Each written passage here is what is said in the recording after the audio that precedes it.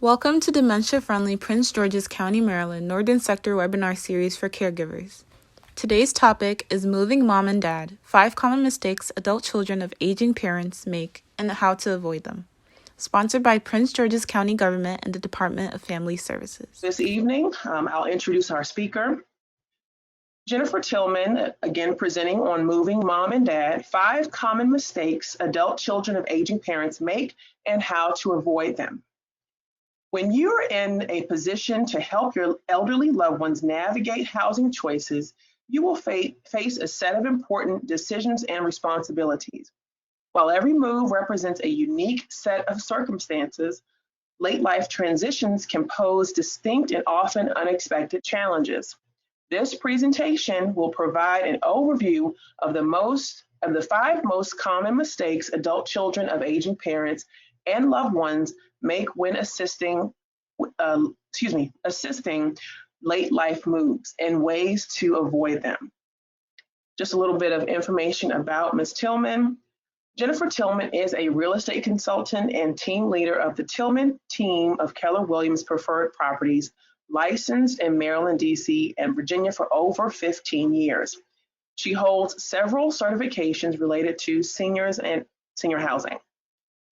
Jennifer is presently serving as the Prince George's Senior Provider Network President, which is a nonprofit organization whose mission is to improve and enrich the quality of life for Prince George's County seniors and caregivers. Jennifer was the primary caregiver to her parents after they came to the area due to Hurricane Katrina, and she then decided to focus her real estate business to serving seniors, caregivers, and children with elderly parents. And without further ado, I turn this over to Jennifer Tilghman. Thank you so much, Sharon. Can you hear me okay? Yes. Okay, great. Okay. Well, thank you for allowing me to present this evening, and thank you all of those who are in attendance.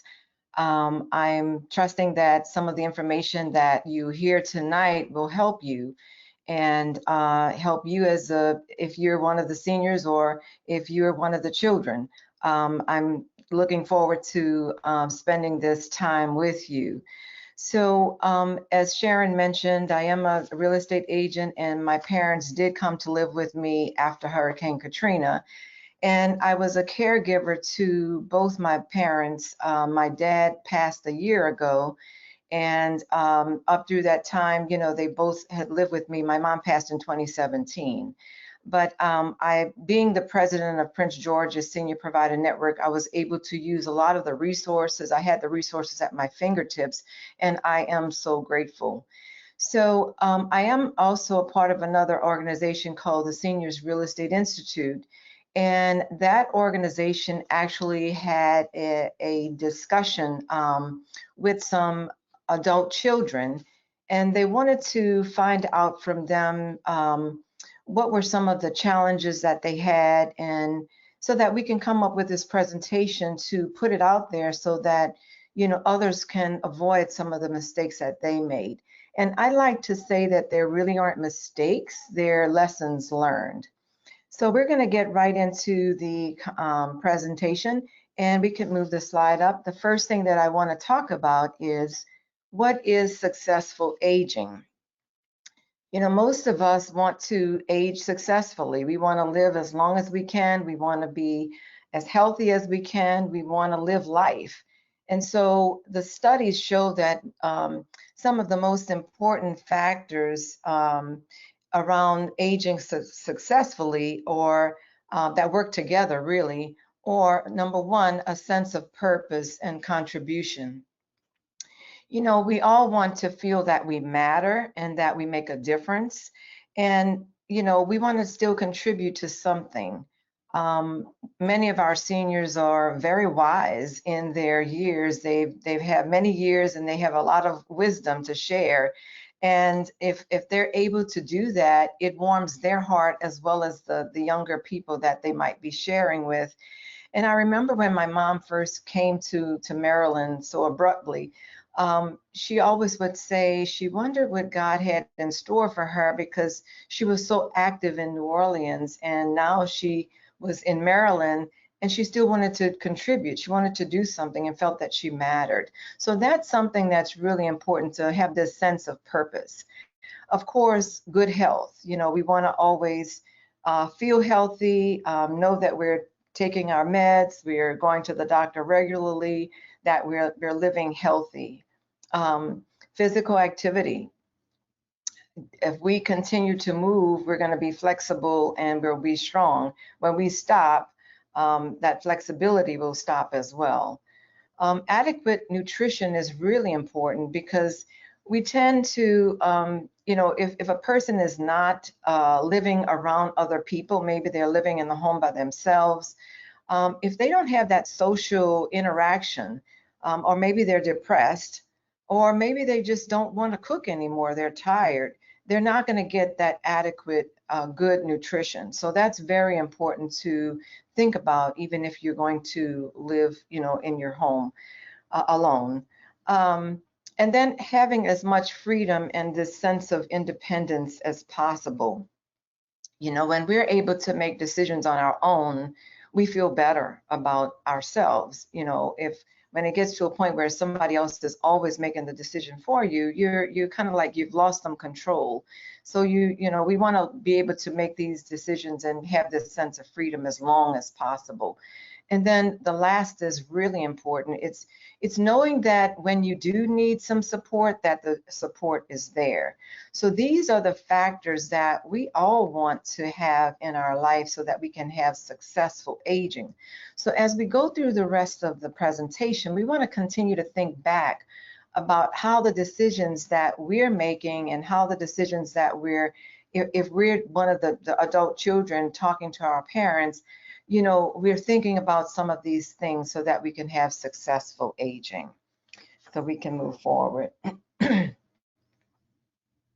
So again, this was the focus group, and some of the feedback that came from the focus group about, like I said, lessons learned, things that they would have done differently had they been able to.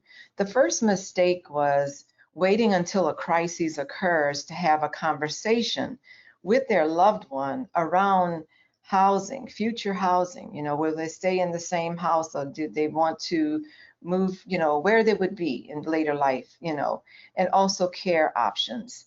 The second mistake was failing to adequately equip the home with accessibility features so that they could live safe and successful in their home if they wanted to age in place. And that's a lot of information that you have to go through. Is it feasible? What do I need to change? So they didn't equip the home adequately. The third mistake was that they did not have knowledge of all of the various living communities, lifestyle communities for their loved one, all of the supportive care options that are available for their loved one.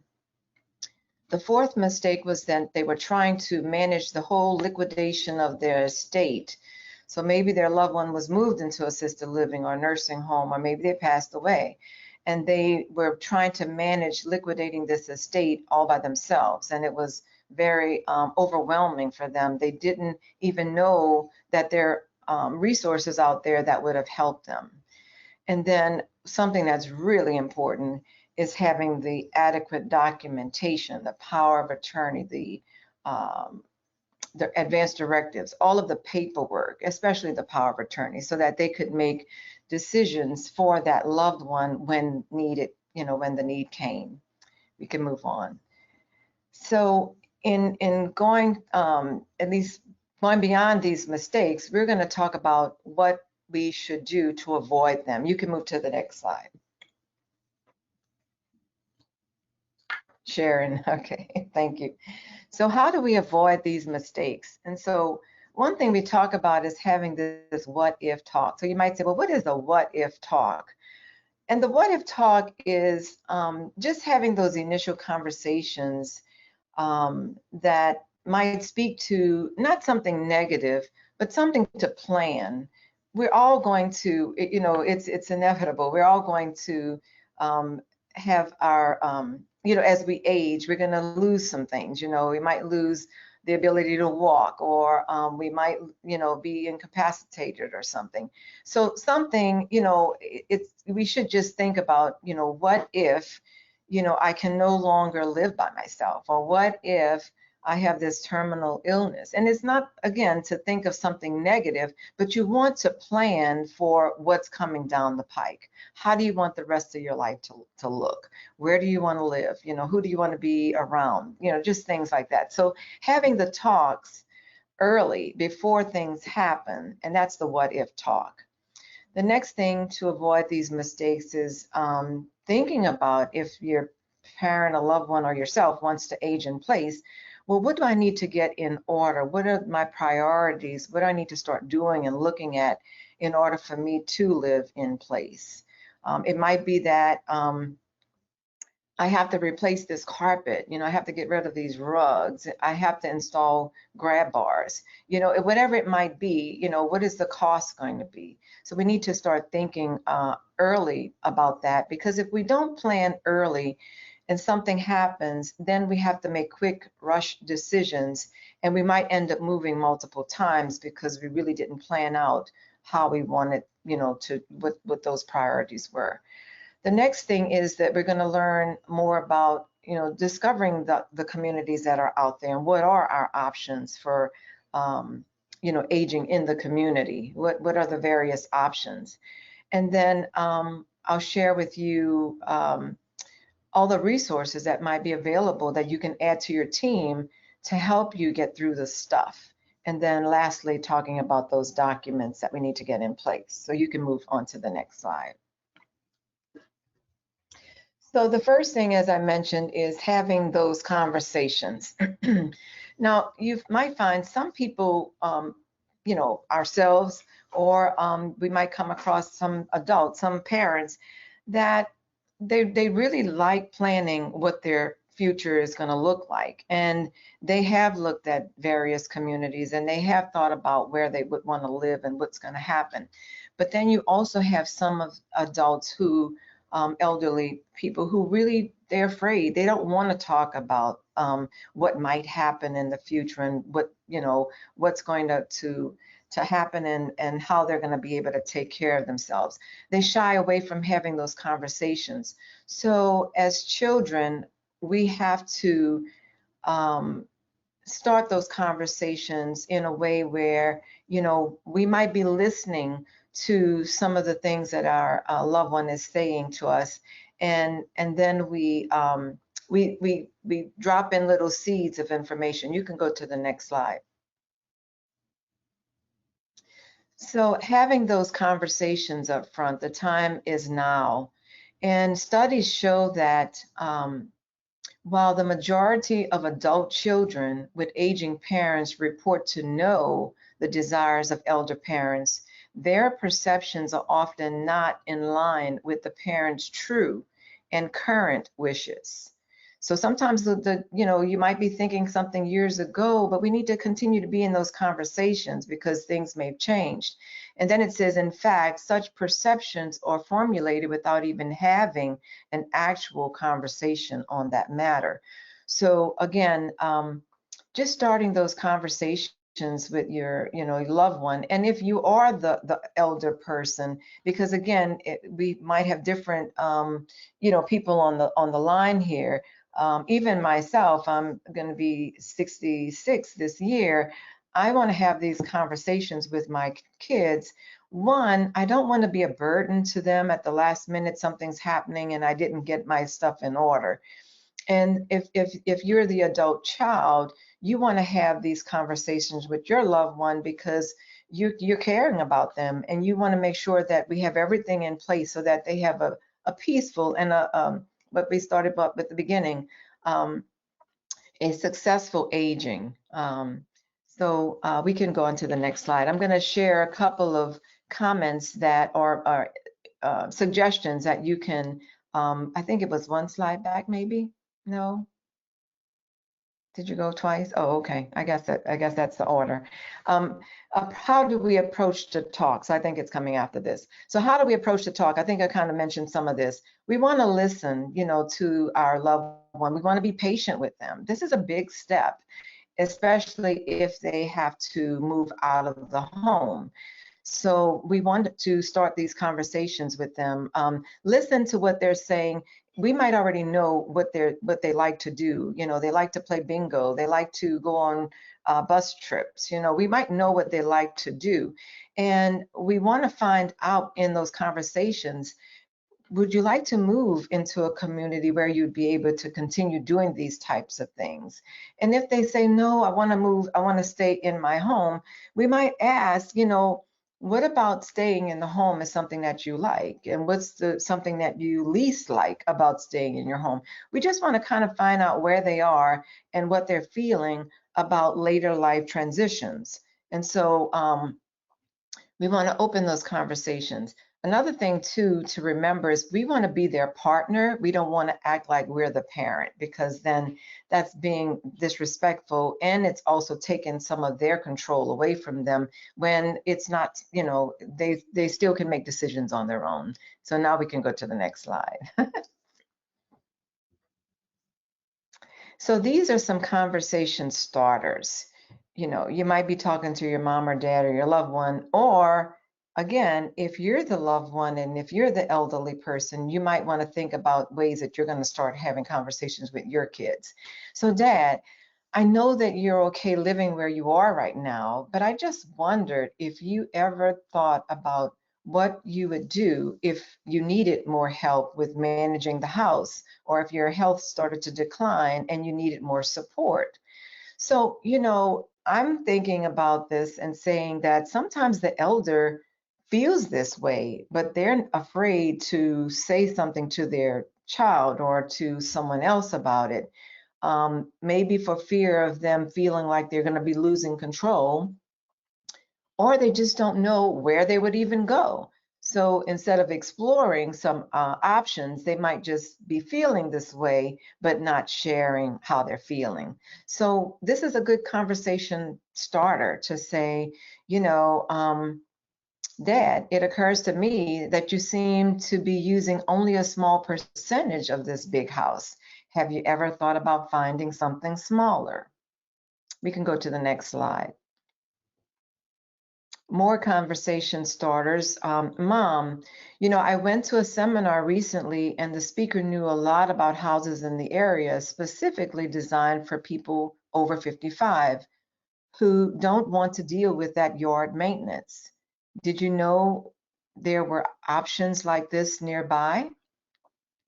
Or, Mom, I was talking to a friend, a coworker, the other day, and she mentioned that her mom is moving into a senior living community nearby. She said it was something her mom has been planning to do for a while now. I'm curious, what are your thoughts about those types of communities? Do you know anyone who lives in one? So again, you might get pushback because, of course, your loved one might want to stay where they are. And that's okay, but you need to know what it is that they want to do. It's really what they want. It's not what's going to make it easier for you. But you want to collaborate with them. You want to make sure that they know everything about the community, as well as everything they need to know about staying where they are, so that they can make the best decision. Next slide. And I think this is the last group of conversation starters. I think one is repeated. So Mom and Dad, I would hope that you could both live here together forever. But some of our friends are helping their parents who are older than the two of you. And it just got me thinking about the what ifs. What if this happened? What if that happened? I was wondering if the two of you ever talk about living anywhere other than here. So again, it's just some conversation starters that you can have with your loved ones. Next slide.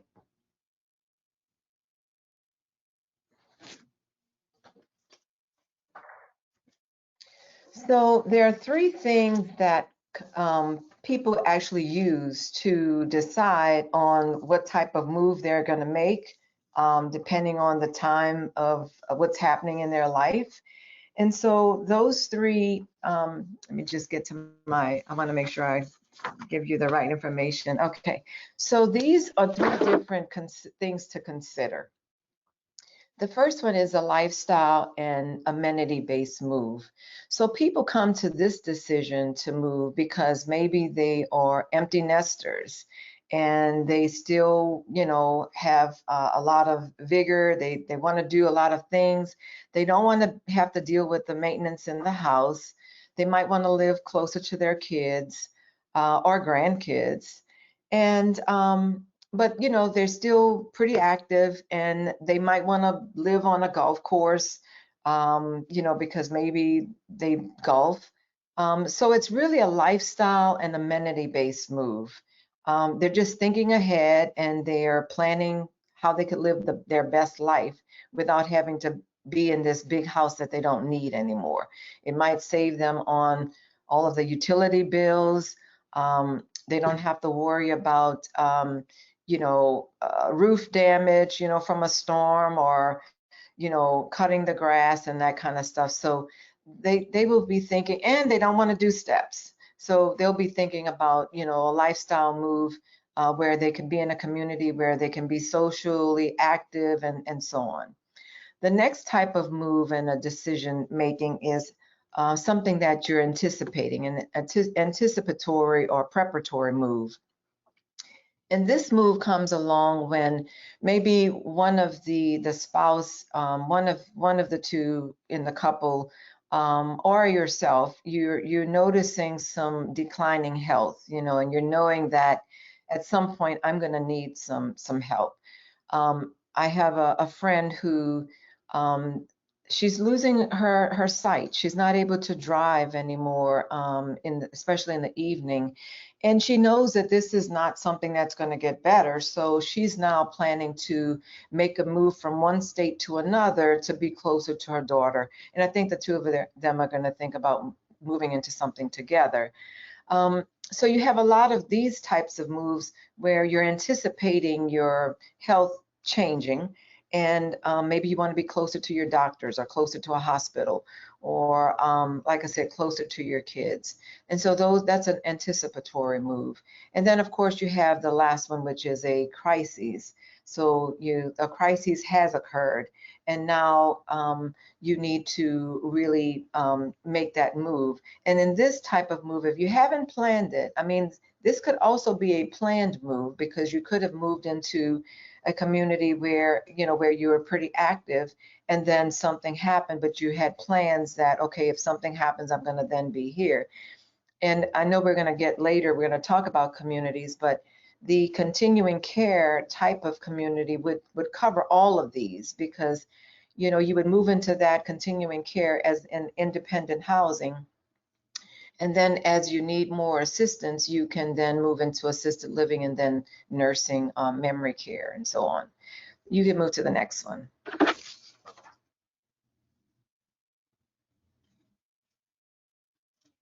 So mistake number two, I know we spent a long time on mistake number one. Mistake number two is failing to adequately equip the home so that you can have successful aging in place. You can move to the next slide. So this, pertains to, again, sometimes the person can age in place, and it's the best thing to do. My parents lived with me, and of course we lived in a senior community, so we had the grab bars, and if you had a wheelchair, the wider doors and those kinds of things. But let's say you are not in a senior community, and you want to age in place, so you need to think about maybe changing the flooring so that your loved one is not tripping on loose carpet or rugs.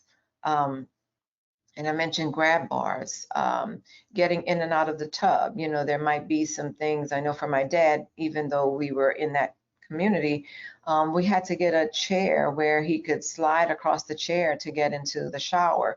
So you have to take it and think about those kinds of things. I have a friend who renovated her home so that her mom could come and stay and live with her in the home. So addressing those safety concerns.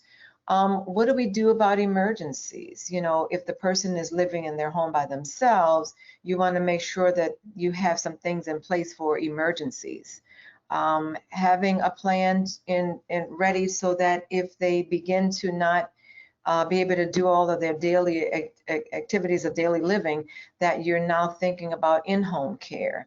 What is it going to cost to have in-home care? Or companionship? I mentioned, I don't know if I mentioned, but a friend of mine had her mom come in, and her mom's now in a nice, safe place, but now we're thinking about maybe adult daycare so that she can get out and see other people and socialize with other people. You can go to the next slide. So more strategies in aging in place. What kind of support do you have to help them to stay active if they're going to age at home? Because if they're in communities, there's lots of things going on. They can go to the gym, they can take this class, they can do some things. So you need to think about, okay, what are we going to do to continue to keep mom and dad active if they're going to stay at home and age in place? And then know about all the other options for care, in-home care. You might have someone come in just to do their bathing, or they're cooking their food because they might not be able to cook anymore, cook for themselves anymore, and you want them to eat well. So these are the kinds of things. And again, what is the cost? What is it going to cost to maybe make some renovations? You might need a ramp on the outside of the house, or an elevator, And then another important thing is how to avoid scams. Even though my dad lived with me, I had a camera at the front door because I wanted to, and I was able to see wherever I was who may have rung the doorbell and talk to them from wherever I was, because I did not want him answering the door. But there's phone scams. There's all kinds of scams. So you want to make sure that you're on top of that you're checking in to find out if they're getting phone calls and responding and such. And then access to community support. What other resources are out there? You can move to the next slide. Thank you. So now we'll move on to mistake number 3, which is really knowing about the communities that are out there for your loved one. And sometimes it might be, you might consider it a maze because there are so many different options out there and so many different communities to check into. But with Prince George's Senior Provider Network, we can provide resources of all of those types, and I'll talk about that team that you would have with you to help you sort through all of this.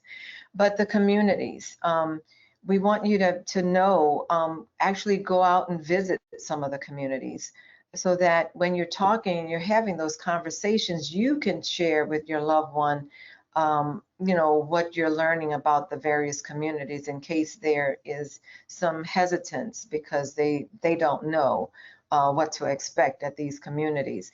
If you are the loved one, the elderly person, go on tours to see the various communities. There's a lot of times where they'll have different little workshops where you can go in and tour different communities.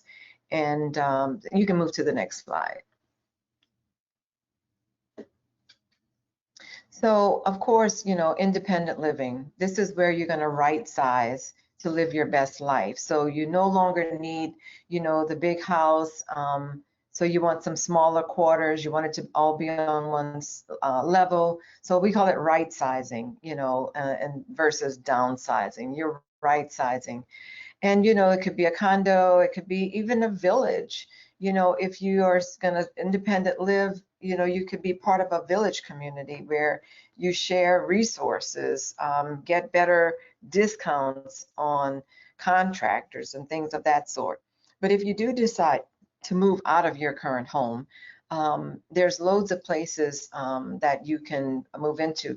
Working with someone right now who did not want to buy after she sold her home. She wants to rent someplace, so you can rent, you can purchase, but it's peace of mind that you now don't have to worry about the maintenance and all of that. So this is independent living.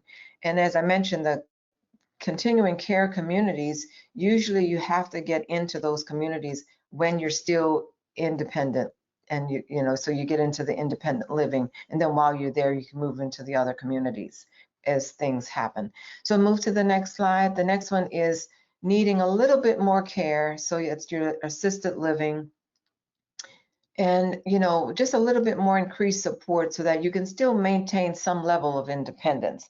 And so you have the larger assisted living communities, but you also have the smaller, you know, the in-home, where they might have 2 or 3, maybe 4 other residents in that home, where you can get assisted living. And then the third one, although like I said, there's many other options, but we can move to the next slide, which is more like your nursing home, your skilled memory care, rehabilitation, where you're going to get specialized support.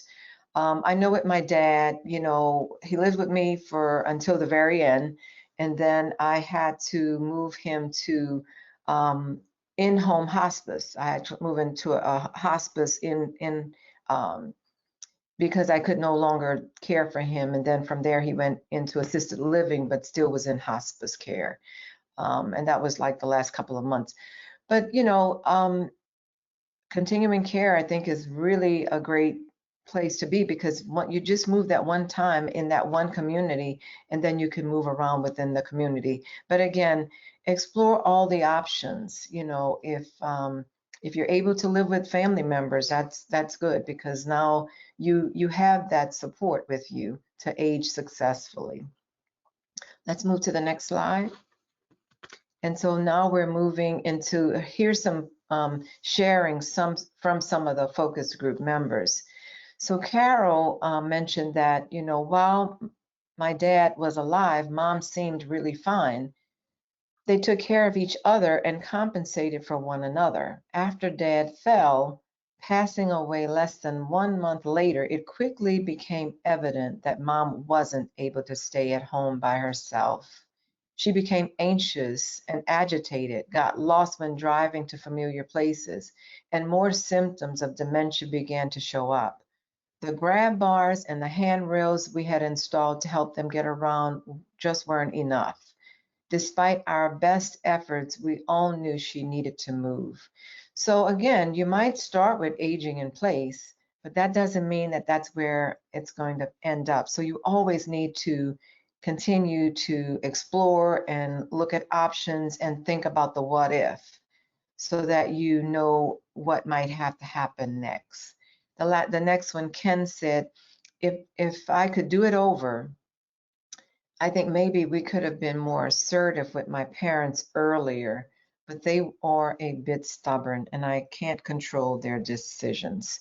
So evidently Ken maybe felt like he tried, and if he could do it over, he would have been a little bit more assertive. You know, sometimes you just don't know what you don't know, and until you go through it, that's why these people wanted to come back and share what they learned, because they didn't know until they went through it, and then they came back to share. The next slide, please. And so Ingrid shared, as soon as we agreed as a family that having mom leave her home was the right thing to do, we acted on it. Coming from love and contribution, we let her know that we were not putting her somewhere, we were just getting her closer so we could have more access to her and she would ultimately be safer. So we got to get away from the children saying, I'm going to put my parents here, I'm going to put my loved one there, because we're not putting them.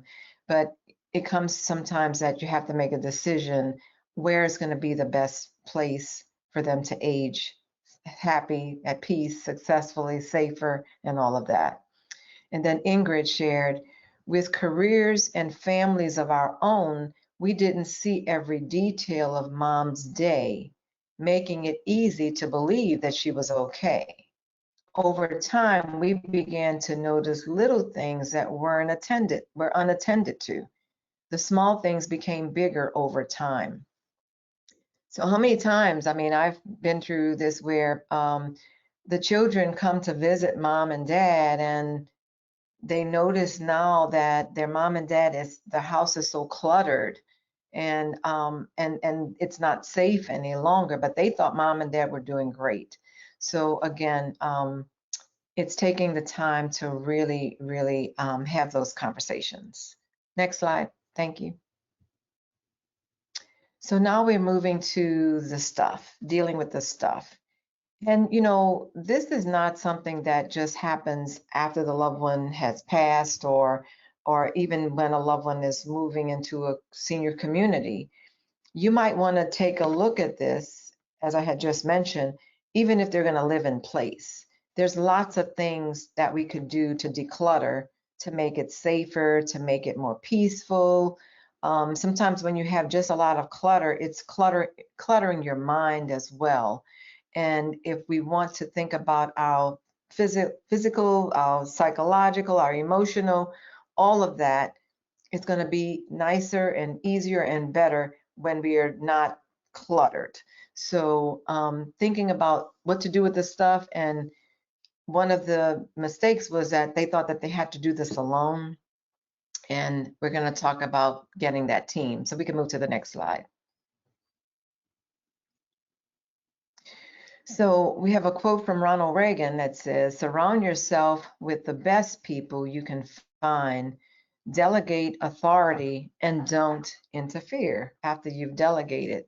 So again, with Prince George's Senior Provider Network, we have all types of businesses, business owners, nonprofits, organizations that provide that's your team. That's your team of people. We do all kinds of things to serve the seniors. So move to the next slide. So think about who's on your team. Enlist professional support. So we have real estate agents who can tell you the value of the home in case you have to sell the home in order to pay for care in one of those communities, because some of them can be very expensive.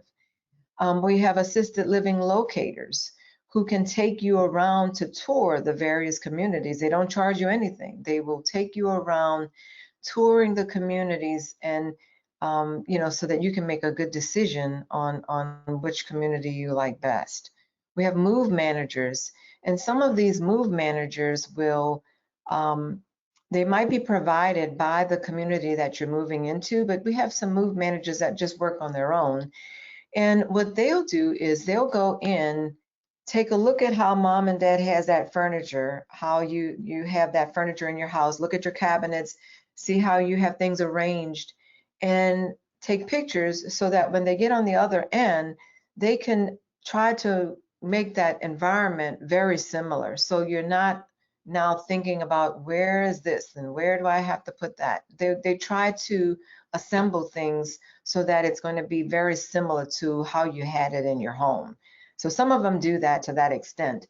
We have estate liquidators who will do estate sales. You might have collection items, or you know, just various furniture that you don't need anymore, but it's still good.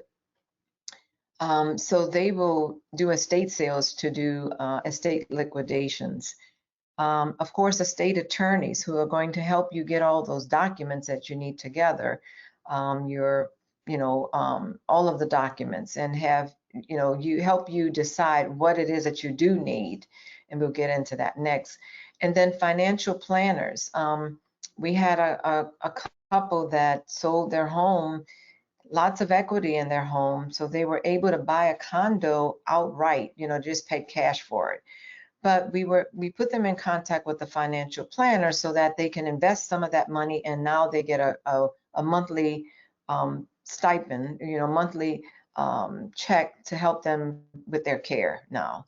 And then, of course, geriatric care managers who will assess your loved one and you to see what it is that you need, make recommendations on, you know, communities, what it is that you might need. So all of these can be enlisted into your team and use them. So next slide. So more tips, start early and be patient. As you're planning, you know, if you're going to be moving, if you're touring, whatever it might be, just It says take 3 to 6 months if possible, but discuss timelines. You know, what is it that you're going to do? Set out some timelines, set some expectations so that you are, you know, you're working that plan, whatever that plan might be. You know, it might just be decluttering the home, you know, work the plan and set some expectations. Do your research and ask lots of questions. So if it's searching communities, if it's searching vendors to help you in downsizing or right sizing, if it's searching communities, and then delegate as much as possible to the pros, to the professionals. You know, if you're moving out of a home, you might decide to have an estate sale versus a garage sale, depending on the items that you have to get rid of. And then always consider your safety and your anxiety level and, you know, how you're feeling before what it's going to cost. I mean, of course, we have to be able to afford whatever that is, but what we mean here is you might want to pay a mover to move you versus having, you know, trying to move yourself. Especially if it's going to decrease your anxiety level and it's going to be safer. So think about, consider safety and anxiety before money. More tips? Are these next slide? And 3 of the most challenging tasks that I hear from people is going through items. Just got a call today from someone who lost their mom some time ago, but they have not gone out to clear that house.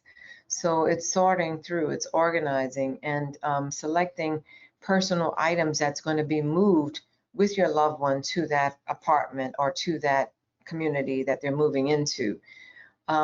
And we have people that go through that, they sort with you. This is for charity, this is to be thrown out, this is for family member, this is to take with me. There's people that will help you sort through that. Deciding what to do with the things that are going to be left behind, and then managing that actual liquidation process. So these are some of the challenges. But again, if you plan ahead, if you take your time and, you know, pay for someone to do it versus you being overwhelmed by doing it. Next slide. And so lastly, we come to getting those documents together, you know, making sure that you have the right documentation. So, you know, you have your power of attorney, you have your general power of attorney, and you have your durable power of attorney. So, okay, what's the difference with them? Talk to your estate attorney to find out. You know, there's a big difference, and your durable power of attorney will continue even after the person might be incapacitated. Whereas if you have just a general power of attorney, it may expire when that person becomes incapacitated. So you want to make sure you're getting the right document. Next slide. And that might only happen if you are having that discussion with your attorney as to what's going on, you know, and that's number 1 is to make sure you get your documents together sooner than later. And number 2 is have that consultation with your attorney. Let them know what's going on, because it depends on, you know, based on what's going on, they're going to direct you as to what's the best tool, what's the best document you might need. If there's property, you might want to put it in a trust. And so then you're going to ask the question, what's the difference between a revocable trust and an irrevocable trust? Again, you want to be able to talk to the attorney so that you're getting the right document in place. Know that power of attorneys end at the time of death. So after the person, so, you know, I was just so grateful with my dad that prior to him even getting sick, you know, we started talking about me helping him with his finances. And then when we got a diagnosis that he had this terminal illness, I was already on some of his bank accounts and some of the financials. We had already started taking care of some of those things, so that at the time of his death, I was already, you know, really everything was taken care of already, because we had done that planning ahead of time. we had the right, power of attorney in place, and the trust and things like that in place already. So everything was good. So you want to do that. I know it's hard having those conversations, but again, it's inevitable that we're not going to live here forever. And then avoid using online legal resources. You might think that you're saving money, but again, suppose you do all of that and you have the wrong document. It might cost you more in the long run. So you want to make sure that you have the right information. Move to the next slide. So getting beyond the basics, I mentioned the power of attorneys, the trust documents, death certificates. You might be working with a spouse and their husband has passed away, and in order to sell the home, you might have to prove that you have the death certificate work there, death certificate that you can share. Home repair work, when you're selling the home, you may want to know about the different things that you've done over the years, the last couple of years. But more importantly, you want to have the power of attorneys, the right power of attorney, a healthcare, a financial, all of the different types of documents, as well as either a living will, or your advance directive documents, which a living will is one of those advance directive documents. So you want to have all of those in place so that, you're not scared, at the end being very hurried and trying to figure out what you're going to do because you've already planned it. Next slide. I think that might be pretty much it. Let's see what comes next. Okay, yeah. So again, we covered the mistakes that, this focus group shared. And then we covered in the next slide, we covered the things that we would do to avoid the mistakes. Having those talks instead of waiting till a crisis occurs, and figuring out what needs to be done in order for you to adequately live in place, age in place. Know about all the communities and all of the options that you have. Get your team together. Who are you going to be who's going to be on your team to help you through liquidating that home and then getting your documentation in order. I think you can move to the next slide. I think that was about it. So at this point, if there's, any, this is really, the end of it. It's the next steps. Have those talks, determine those priorities, make the move if it's going to be a move, deal with all of the stuff, and get those documents in order. So that's about it.